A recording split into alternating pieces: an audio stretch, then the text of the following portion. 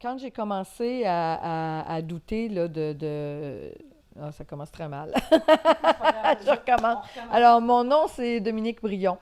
En juillet 2010, on a fait faire des travaux ici à la maison. Et comme on changeait de système de chauffage, Hydro-Québec est venu nous installer un Centron de Hitron, donc un compteur première génération numérique, et qui donne sur la terrasse, notre terrasse.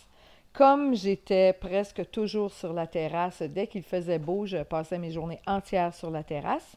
J'ai donc été irradiée aux 6 secondes pendant je ne sais pas combien d'heures, mais en fait pendant 2 étés, ça c'est certain. Dès le premier mois d'installation, j'ai commencé à éprouver des symptômes que je n'avais jamais éprouvés auparavant. Alors, j'ai ici une petite liste des symptômes que j'ai. Donc, je m'excuse, j'ai ma petite feuille, mais si j'ai besoin de... Parce que la mémoire est touchée quand on est électro-hypersensible. Et j'ai donc besoin de cette feuille-là pour mes informations à moi. J'ai commencé dès le premier mois à souffrir de tachycardie et d'hypertension. J'ai commencé à avoir des difficultés à dormir, des difficultés de concentration, des pertes de concentration et surtout la fatigue chronique. J'avais aussi également des nausées qui ne lâchaient plus, donc qui étaient là présentes à tous les jours. J'ai commencé à souffrir de dépression, pour qui me connaît, peut spécifier que je suis tout sauf une femme dépressive. Donc, j'ai même commencé à avoir des idées suicidaires. Euh, Par la suite, les mois continuant à s'écouler sans que je sache que tout était dû au compteur. J'ai commencé à souffrir d'éruptions cutanées diverses. Euh, je suis une personne qui a toujours eu une très, très belle peau. J'ai jamais eu aucun problème avec ma peau. Et soudainement, je commençais à éprouver des brûlures au niveau des doigts. Et quand les brûlures, quand je bougeais pas, que je me protégeais pas, parce qu'à ce moment-là, je ne savais pas encore.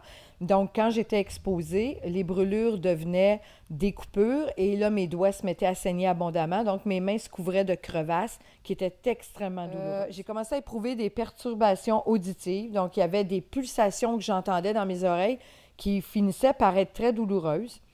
Et j'ai commencé aussi à avoir la commissure des lèvres gercées. Donc, sans aucune raison apparente, mes lèvres fendaient. Il s'est mis à pousser une espèce de boursouflure qui brûlait comme de l'impétigo, mais qui n'était pas de l'impétigo, et c'était ici sous la lèvre. Et vers l'automne 2010, je commence à éprouver de la fibromyalgie à l'épaule droite. Donc, je dois vous dire que je suis végétarienne depuis plus de 20 ans, que je mange bio. Je suis professeure de danse et j'enseigne, je danse depuis l'âge de 14 ans. Et quand je dis que je danse à tous les jours. Donc, je fais au moins de 20 à 24 heures d'exercice par semaine. Auparavant, là, dans une forme extraordinaire, tellement que mon nom d'artiste, c'est Aïcha. Puis Aïcha veut dire pleine d'énergie et toutes mes élèves me disaient que je portais très bien mon prénom. Donc, fibromyalgie. Ensuite, là, je commence à avoir des symptômes de résignation qui s'ajoutent à ma dépression. Donc, j'ai comme plus le goût de combattre, alors que quiconque me connaît sait très bien que je suis la femme la plus combative qu'il n'y a pas sur la planète. Et je vous dirais que, bon, dans le même temps, mon fils s'est mis à saigner du nez et souffrait d'énurésie. Donc, l'énurésie, c'est tout simplement pipi au lit et sans aucune raison apparente. Là, moi, je sais que l'énurésie peut apparaître lorsqu'un enfant vit des troubles psychologiques, mais je peux vous assurer que mon fils est un petit bonhomme très équilibré. La situation familiale était au beau fixe. Ma vie était au beau fixe. J'avais tout ce qu'une femme pouvait espérer dans la vie, un mari extraordinaire, un enfant extraordinaire, sans problème. Je voyageais, mon école allait très bien, mon école de danse. Donc, tu sais, j'avais aucune raison de tout d'un coup sombrer dans une dépression, avoir des pensées suicidaires, être irritable, puis avoir le goût de rien, là, c'est pas moi. Le 19 février 2012, sans savoir, mon fils déménage à 4 maisons d'ici et il nous reçoit à souper dans sa nouvelle demeure. Il vient d'installer un Wi-Fi et je ne suis pas au courant. Donc, si on comprend là, que mon corps accumulait aux 6 secondes les irradiations du compteur centron d'électrons, le fait d'aller dans un endroit où un Wi-Fi fonctionnait, ça a été comme la goutte qui a fait déborder le vase pour ce qui est de mes réactions dans mon corps. Durant la nuit, bon, premièrement, sur place, j'avais très mal à la tête, j'avais des nausées, vertiges, je filais vraiment pas bien. Là, je suis revenue chez moi, on s'est couché, et durant la nuit, je me suis éveillée. J'avais une tension qui était au-dessus de 200. J'étais en train de faire de la tachycardie, mon pouls était autour de 120. Et bon, je dois dire aussi qu'en 85, j'ai suivi une formation de technicienne médicale d'urgence, donc d'ambulancière, et que quand j'ai réalisé dans quel état j'étais, j'ai eu vraiment peur d'être en train de faire une crise cardiaque puis d'y passer.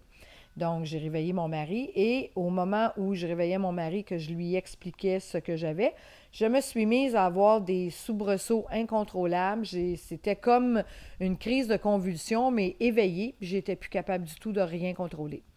Mon fils, qui est docteur en chiropratique, a été appelé en premier lieu. Lorsqu'il a constaté ces symptômes-là, il a suggéré à mon mari fortement d'appeler une ambulance. Et je dois dire que dans l'état où je me trouvais, c'était comme la chose à faire. Je me sentais vraiment là, sur le bord de partir. Alors, les ambulanciers sont arrivés, on m'a passé un électrocardiogramme, ils se sont regardés et ont dit en stat, ça presse. Alors, je me suis retrouvée en 10-30 dans une ambulance. 10-30, ça veut dire gyrophare allumé, sirène allumée, c'est une urgence. Et je me suis retrouvée à l'urgence de l'hôpital de l'Enfant Jésus. J'y ai passé 24 heures. On m'a installé on m'a fait un électrocardiogramme.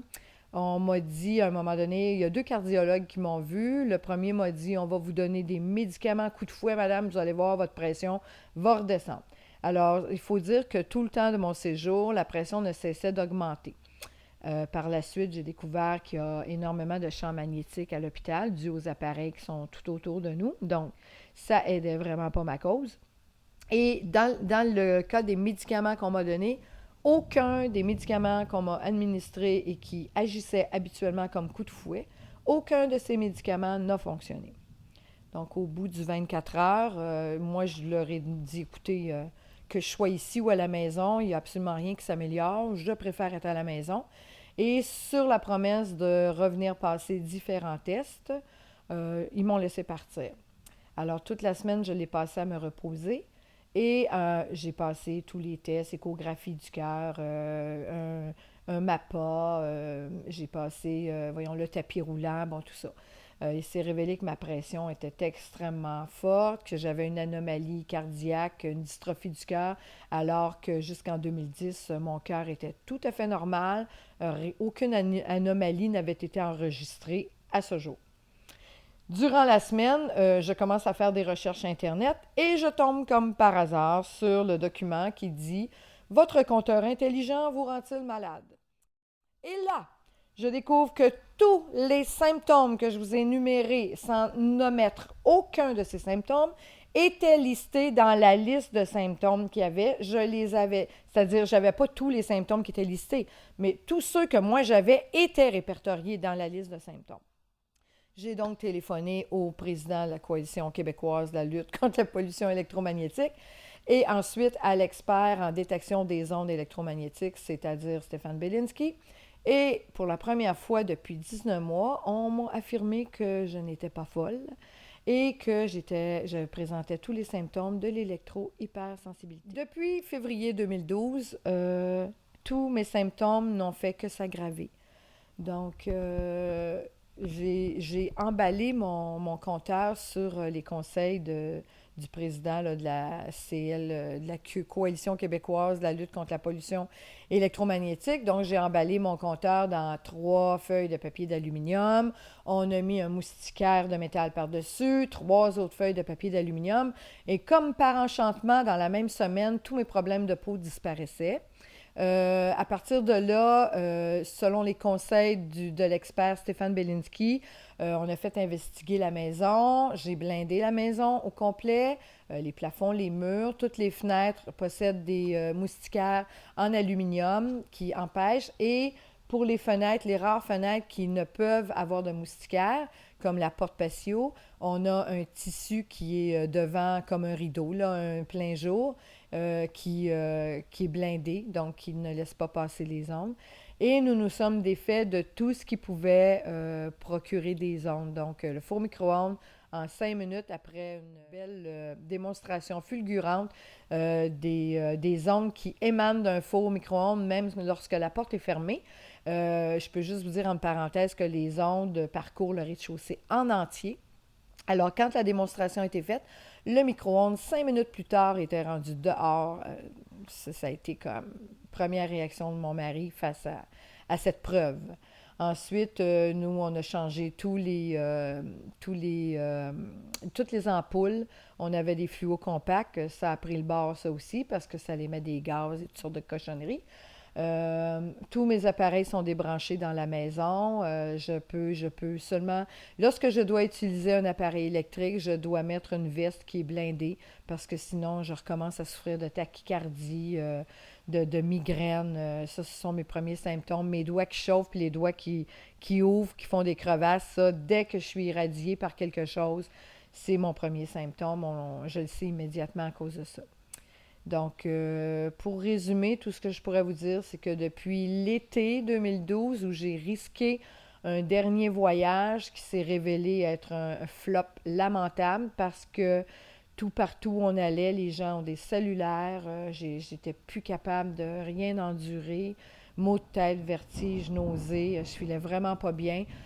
Donc, à la fin de l'été 2012, j'ai décidé que je ne pouvais plus sortir dehors. Dès que je sors, si je ne suis pas blindée, avec des habits blindés, j'ai vraiment de gros problèmes de santé.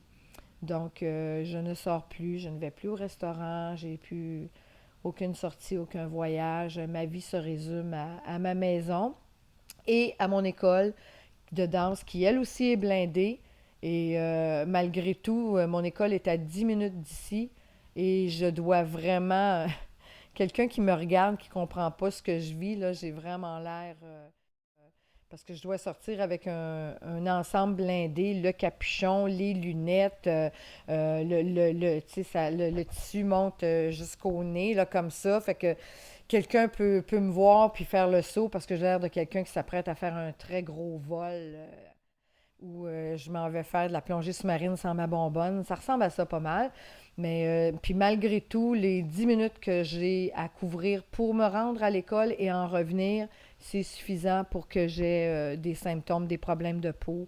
Et là, ça fait quelques jours là, que je ne suis pas sortie. Donc, tranquillement, la peau de mes mains s'améliore. Puis d'ici à la fin de l'été, tout va être rentré dans l'ordre. Mais c'est invivable. Je peux vraiment plus. Et j'adorais être dehors, entre parenthèses, mais je peux plus du tout sortir dehors. Puis là, je m'apprête, peut-être que c'est un rêve complètement débile, mais je m'apprête à tenter de faire quelque chose dans la cour de façon à pouvoir au moins sortir sur ma terrasse. Donc là, je parle d'écrans, des écrans, des treillis qui seraient à l'endos recouverts de moustiquaires d'aluminium mis à la terre. Et même au-dessus de la tête, des fils de métal entrelacés, là. En tout cas, c'est peut-être un rêve, là, mais on a un projet qui ferait qu'au moins je pourrais me permettre de sortir dans ma cour. Mais ça, je pourrais en parler plus tard parce que c'est vraiment l'état de projet. Sinon, ben, c'est zéro sortie.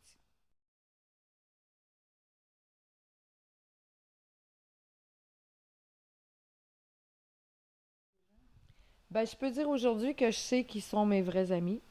J'ai quelques personnes qui gravitent autour de moi, qui n'hésitent pas, par exemple, alors qu'elles aimeraient nous inviter à souper chez elles, vont très gentiment nous appeler. Que faites-vous? Faites rien. On viendrait souper, puis on apporte le souper. Donc, j'ai quelques amis comme ça. Il me reste ces gens-là. J'ai des élèves aussi de qui je suis très proche. Beaucoup sont électro-hypersensibles comme moi. Elles l'ont découvert parce que quand je l'ai su moi-même, j'ai décidé de ne pas garder le silence et d'au moins faire une réunion auprès des élèves qui étaient intéressés. Puis je leur ai tout raconté, ce que je vivais, comment c'était arrivé. Puis j'ai des élèves qui, à ce moment-là même, ont découvert elles-mêmes leur électro-hypersensibilité. Mais dans la famille, disons que j'ai des gens malheureusement qui se sont éloignés parce que pendant les 19 premiers mois, j'ai même plus que ça. C'est tout dernièrement, je dirais, ça fait peut-être quelques mois à peine que les gens qui s'étaient éloignés de moi, là je parle dans la famille, dans la famille de mon mari, se sont rapprochés en disant, on en parle de plus en plus, hein? Ça doit être dur ce que tu vis. Donc, oups, là, j'ai été déclassée, je suis plus folle, mais je suis encore étrange, là. J'ai encore des antennes sur la tête, puis... Fait que oui, j'ai perdu beaucoup d'amis, puis même dans les gens de ma famille. On sait c'est qui nos amis dans ce temps-là, je peux vous dire ça. Alors oui, heureusement que j'aime la solitude parce que c'est pas évident. C'est pas évident du tout.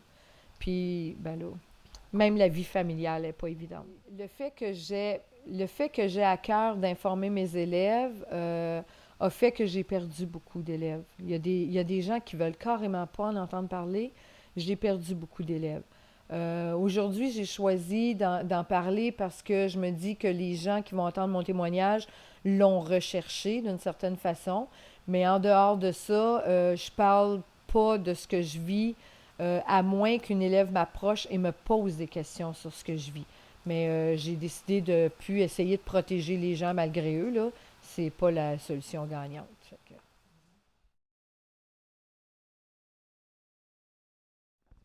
Ben moi, je dirais, première chose, avant de juger les gens, renseignez-vous donc. Renseignez-vous parce que c'est important d'ouvrir son esprit. On est en train de se battre contre quelque chose qu'on ne voit pas. Et c'est pour ça probablement que les gens sont si sceptiques, mais c'est pas parce qu'on ne voit pas quelque chose que ça n'existe pas. Donc ça, ce serait le message que moi j'enverrais.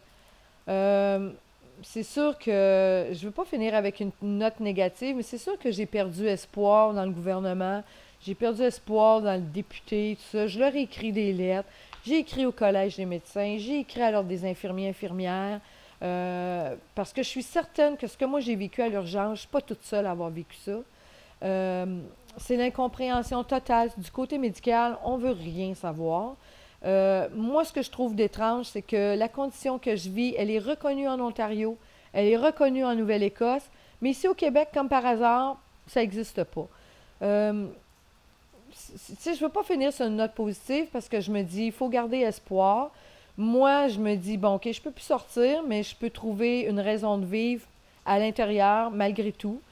Comme je disais tantôt, j'ai des élèves. Les élèves qui me sont restés, c'est des élèves extraordinaires. Donc, ne serait-ce que pour elles, pour ma famille immédiate, ça vaut la peine de rester en vie.